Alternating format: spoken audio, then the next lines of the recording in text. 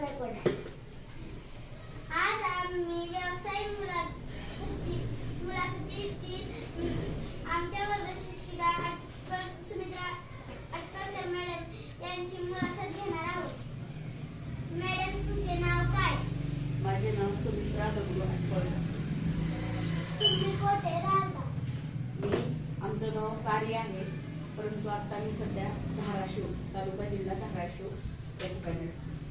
तुम्ही कोणते काम करतात? मी शिक्षकी हा व्यवसाय माझ्या पत्करलेला आहे. तुम्ही किती वर्ष हा व्यवसाय करत आहात? माझ्या शिक्षकी या व्यवसायाला एकूण 23 वर्ष. कामाचं स्वरूप काय असतं? मी शिक्षकी या व्यवसायामध्ये माझा संबंध ज्ञानार्जन या विषयाशी आहे. त्यामुळे विद्यार्थ्यांना अधिकाधिक ज्ञान कसं देता येईल आणि नवनवीन ज्ञान देण्यासाठी काय करता येईल याचा मी जास्तीत जास्त विचार करत असते. आणि जेणेकरून विद्यार्थी कसे आनंदी होतील आणि जास्त ज्ञान कसे ग्रहण करतील याचा विचार करून मी ज्ञानदानाचं काम करीत असते. तुमच्या कामातून तुम्ही मुलांना कशी मदत करता? माझ्या या ज्ञानदानाच्या पवित्र कार्यामध्ये विद्यार्थ्यांना मदत म्हणजे आर्थिक मदत. एखाद्या गरीब विद्यार्थी असेल तर त्याला काही वस्तू रूपाने, एखादी वस्तू नसेल वही पेन तर त्या वस्तूच्या रूपाने त्याला देत असते. आणि इतर मदत म्हणजे विद्यार्थ्यांना जर कुठल्या गोष्टीमध्ये, शाळेतील कुठलाही विद्यार्थी असतो, जर त्याला एखाद्या गोष्टीमध्ये अडचण आली तर त्या अडचणीवर मात करण्यासाठी काय उपाय करता येईल त्याचा मी त्याला मार्गदर्शन करीत असते. मुले तुमच्याशी कसं वागतात? माझ्या वर्गातील मुले माझ्याशी इतकं प्रेमाने वागतात की माझ्या नातेवाईकांपेक्षा सुद्धा ती मुलं मला जवळची वाटतात. आणि शाळेतील मुलं सुद्धा त्याच पटीत आहेत, परंतु त्यापेक्षा माझ्या वर्गातील विद्यार्थी, माझ्या 3री वर्गातील विद्यार्थी माझ्याशी खूप प्रेमानं आदरानं वागतात. याचा मला खूप अभिमान आहे. तुमच्या आठवणीत एखादा महत्त्वाचा प्रसंग सांगा. माझ्या आठवणीमध्ये खूप असे प्रसंग आहेत, परंतु एक महत्त्वाचा प्रसंग जर सांगायचं गेलं तर शिक्षण क्षेत्रामधला एक प्रसंग आहे. मी जेव्हा 8वी-9वीला होते त्यावेळी माझ्या गणिताच्या शिक्षकांनी मला खूप मार दिला होता की जे मला पाडेपाठ नसायचे. पाडेपाठ मी करत नव्हते. मला मैदानावर खेळायची जास्त आवड असल्यामुळे मी पाडेपाठ करत नव्हते. म्हणून मला खूप मार द्यायचा.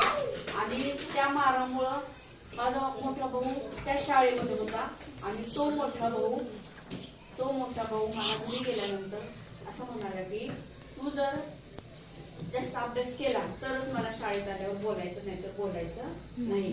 त्यामुळं काय झालं, माझ्या मनावर अंतःकरणावर इतका परिणाम झाला की आपण जर अभ्यास केला तरच आपण चांगल्या विद्यार्थ्यांसोबत राहू शकतो.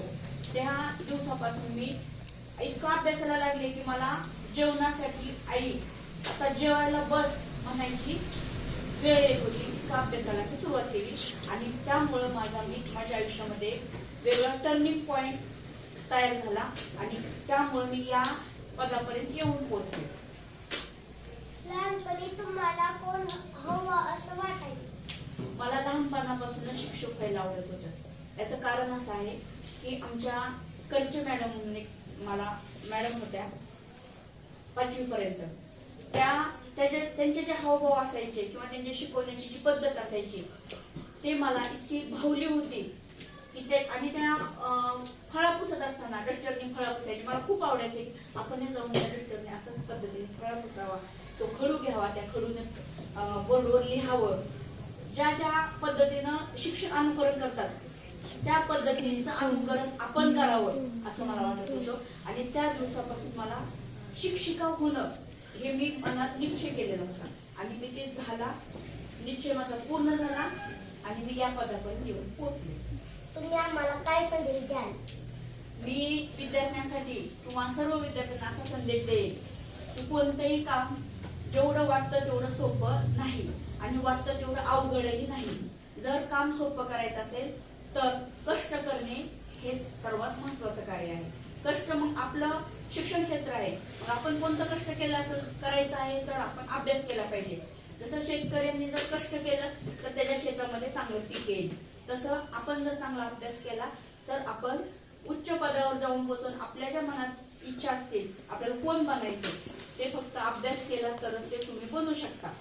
म्हणून विद्यार्थ्यांना असा संदेश देईल की सतत अभ्यास केला पाहिजे, खेळ पण आला पाहिजे, परंतु त्याचबरोबर अभ्यासही तुम्ही सतत केला पाहिजे. मॅडम तुम्हाला छंद कशाचा आहे? मला तसे तर खूप छंद आहेत. मला जास्तीत जास्त कवितेचा छंद आहे, गायनाचा छंद आहे, मला मैदानी खेळ आवडतात. सगळ्या ऍक्टिव्हिटीमध्ये मला सहभाग घ्यायला खूप आवडतं. त्यातली त्यात गायन आणि कविता लेखन हे माझ्या आवडीचे जास्त छंद आहेत. मॅडम तुम्हाला कोणते गीत आवडते? माझं गीत हिंदी चित्रपटातील एक चौथं. मॅडम तुम्हाला कोणते गीत आवडते? आता मी गीत गाऊन दाखवलेलं आहे, परंतु एक कविता म्हणून दाखवते. मला कविता म्हणण्याचा लिहिण्याचा खूप छंद आहे. तर तुमच्याशी तुम्हाला आवडणारी कविता म्हणून दाखवते. शाळा बदलणार, शाळा बदलणार, आता बाळा तू शाळेत रमणार. छान छान आहे तुझी शाळा रे, गाणे गाऊन लागेल रे, गाताना मजा तू लुटणार. आता बाळा तू शाळेत रमणार. असे खूप आहेत. खूप म्हणजे माझा आधार काव्य संग्रह प्रसिद्ध आहे, त्याच्यामध्ये खूप कविता लिहिलेल्या आहेत. मॅडम तुमची मुले खुश होतील असे तुम्ही काय करता? माझ्या वर्गातील विद्यार्थी, माझ्या वर्गातील सगळे लहान मुलं खुश करण्यासाठी मी तेच रटाळ असं शिकवत अभ्यास देत नाही की त्यांना जेणेकरून जास्त नकोसं वाटेल अभ्यास. तर मी त्यांना आवडेल असे गाणे, बडबड गीत घेत असते, त्यांना खेळायला मैदानावर नेत असते. त्यामुळे मुलं फ्रेश होतात.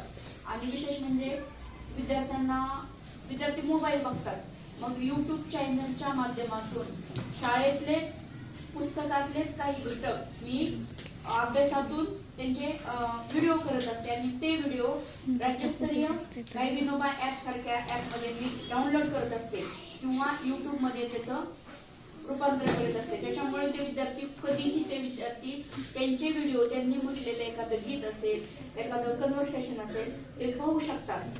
ते त्यांना आनंद झाला म्हणजे मला खूप आनंद होतो. यासाठी मी जास्तीत जास्त प्रयत्न करत असते की विद्यार्थी आनंदी कसे राहतील.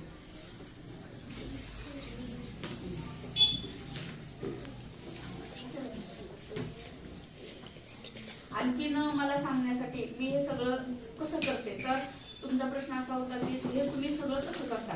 तर आवड असेल तर सवड काढावी किंवा मिळते असं एक म्हण आहे. त्या म्हणीप्रमाणे आपण आपल्याला ज्या क्षेत्रामध्ये आवड आहे त्या क्षेत्रामध्ये आवर्जून आपण वेळ काढूनच त्या गोष्टीचा